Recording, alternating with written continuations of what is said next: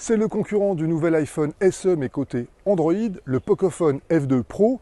Alors, c'est pas cher, c'est Android, mais est-ce que c'est bon pour le mojo?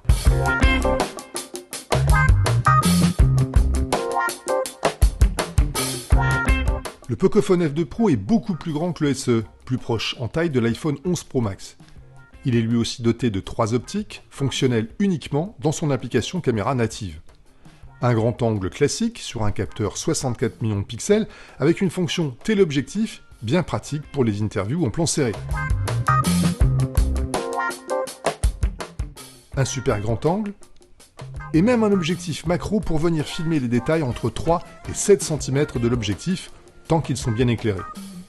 Sans oublier une caméra selfie escamotable. La caméra est stabilisable et filme bien sûr en 720p, 1080p et 4K, en 30 ou en 60 images par seconde, et même en 8K, mais sans stabilisation du coup.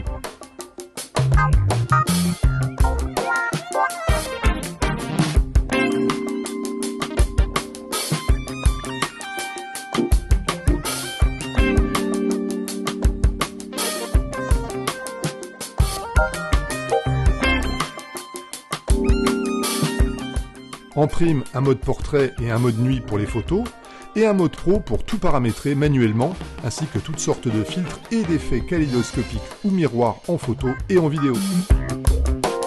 La bonne nouvelle, c'est que l'appli native accepte un micro externe branché au choix sur la prise écouteur ou sur la prise USB avec l'adaptateur adéquat. Je vous parle maintenant filmé avec le Pocophone F2 Pro. Je suis équipé d'un micro cravate sans fil relié à son entrée USB et je me filme avec l'application caméra native.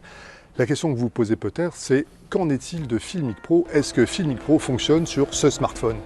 La réponse est oui, en grande partie. On n'a pas accès aux différentes optiques du Pocophone, seulement à la standard et à la selfie, ni au stabilisateur qui ne fonctionne pas dans Filmic, ni même à l'ensemble des cadences d'enregistrement, mais tout de même aux 25 images par seconde. Mais tout le reste est là. Les réglages d'exposition et de focus, manuels ou automatiques, mais aussi l'enregistrement des deux micros séparément sur les deux canaux de la stéréo. Et même le monitoring audio avec cette latence inhérente au smartphone Android, on le sait. Bon, et côté montage maintenant. KineMaster fonctionne évidemment, mieux que sur beaucoup d'autres Android, puisque j'ai pu empiler 4 couches 4K sans aucun problème.